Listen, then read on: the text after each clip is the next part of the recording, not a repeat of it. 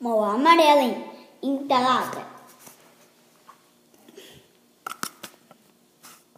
Público. O que é isso? Um pulo.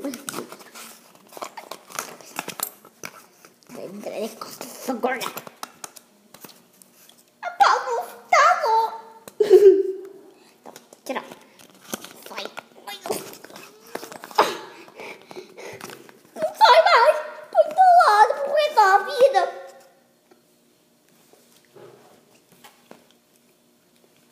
Entalada pro resto da vida. Eu vou te tirar, velho. Obrigada. Certo? Vou dar. Ai, mãe, eu não quero você cinta. Meu Deus do céu, ele é muito feio. Muito dourado. Eu não gosto de dourado. Entendeu? Eu não quero dourado. Dourado não, dona. Ah, por favor, a minha rosa, vai. O amarelo. Ah, tô ridículo, vai dizer. Ó, tô não, ganinho.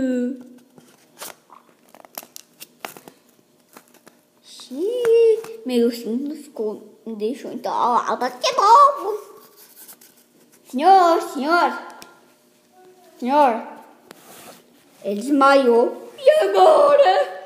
Vou ficar entalada até o mundo acabar. Pro meu resto da minha vida, pro mundo acabar.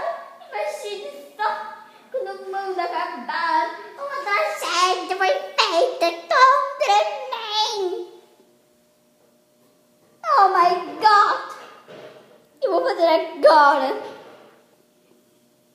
Olhe só pra mim! Que ensalada! Saiu! Eba.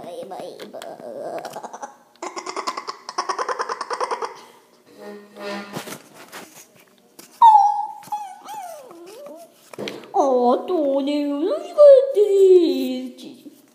Tá bom, vou ficar entalada de novo em você, só pra você ficar feliz. Não consigo mais. Vou tirar meu filho, porque eu acho que eu fiquei ridícula.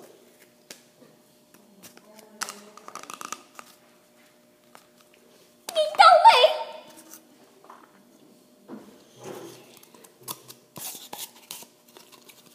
pronto, meu Deus do céu. É agora, o cara vibrou dentro da vida.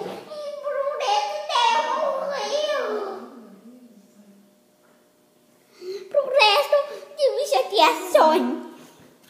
Ela já não tem. Olha só, tá trancada dentro. Mas você tá tão ridícula.